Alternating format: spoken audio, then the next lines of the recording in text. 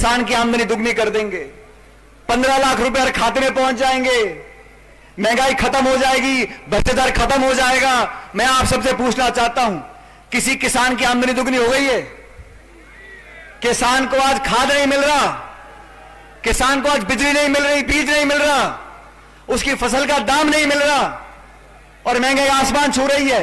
किसान आत्महत्या कर रहे हैं और ऐसे कानून बना दिए, 3 कृषि कानून, कि पूरे देश में साल भर से उसका विरोध हो रहा है। आज सच्चाई का सामना करना पड़ेगा और सबसे ज्यादा प्रहार इस भुखमरी का, महंगाई का, भ्रष्टाचार का किस पर पड़ता है? गरीबों पर पड़ता है, दलितों पर पड़ता है। जो साधन संपन्न है वो तो अपना रास्ता ढूंढ लेते हैं, लेकिन जो वंचित है, जो पिछड़ा है, जो गरीब है, जिसके पास ताकत नहीं संघर्ष करने की, उसकी आवाज कौन उठा रहा है? उसकी आवाज हम लोग उठा रहे हैं। साथियों, मैं आप लोगों को वादा करना चाहता हूं, आज अम्बेडकर साहब की मूर्ति के सामने गरीबों के साथ, दलितों के साथ, आदिवासियों के साथ जहां भी अन्याय होगा हम उसका साथ देने के लिए तैयार हैं। और मुझे कहने में कोई संकोच नहीं है, हमारी पार्टी कांग्रेस पार्टी को सबसे ज्यादा मजबूती, सबसे ज्यादा ताकत, सबसे ज्यादा समर्थन और आशीर्वाद और वोट अगर किसी ने दिया है तो हमारे SC ST के भाई बहनों ने दिया है। आज हमारा फर्ज बनता है इस समाज के लिए जितना कर सके उसे ज्यादा हमें करना चाहिए। आज दलित के साथ, आदिवासी के साथ जब दुर्घटना घटती है तो दिल में पीड़ा होती है।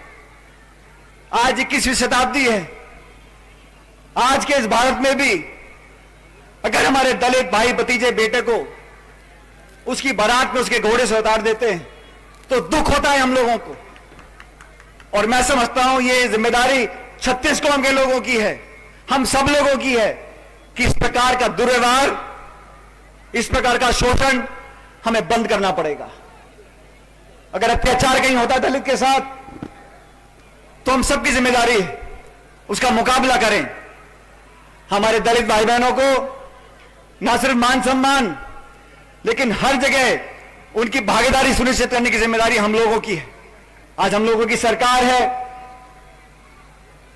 मुझे पूरा विश्वास है कि जहां जहां संभव होगा वहां हमारे दलित भाई बहन, आदिवासी भाई बहनों को हम प्रतिनिधित्व देंगे। आज देश में आरक्षण है, विधायक सांसद बनकर जाते हैं, लेकिन आज हमारी जिम्मेदारी है उनको ताकत दें, उनको संबल दें। राजस्थान में स्वर्गीय मेघवाल साहब हमारे साथ काम करते थे कांग्रेस पार्टी में लंबे अरसे से। आज मैं उनको याद कर रहा हूं। मैं प्रदेश अध्यक्ष था, मेरे साथ वरिष्ठ उपाध्यक्ष रहे मास्टर भंवरलाल मेघवाल साहब, और उन्होंने दलित समाज की आवाज को बुलंदी से उठाया। मैं आज सच में उनको श्रद्धांजलि देना चाहता हूं कि उन्होंने हमारे साथ मिलकर कांग्रेस पार्टी और दलित समाज को जोड़ने का काम किया था। आज हमारे बीच दुनिया में नहीं रहे, उनका स्वर्गवास हुए बहुत लंबा समय हो गया। वो कैबिनेट के मंत्री थे हमारी सरकार के अंदर। आज उनके जाने के बाद वो जगह खाली हुई है, लेकिन मुझे पूरा विश्वास है कि अखिल भारतीय कांग्रेस कमेटी और सरकार जल्द ही दलित समाज के व्यक्ति को कैबिनेट रैंक देकर यहां राजस्थान की सरकार में जगह देंगे, जो जगह खाली हो गई मार साहब के जाने के बाद। इसी प्रकार जहां हो सकेगा, जहां संभव होगा, पार्टी और सरकार मिलकर पूरा मान सम्मान करेगी और दलित समाज के भाई बहनों को आगे बढ़ने का मौका दिया जाएगा। साथियों, आज से 2-3 हफ्ते पहले समिति के सभी सदस्य मेरे घर पर आए थे जयपुर में इस प्रतिमा का अनावरण कराने के लिए। वेद प्रकाश सोलंकी जी भी साथ आए थे।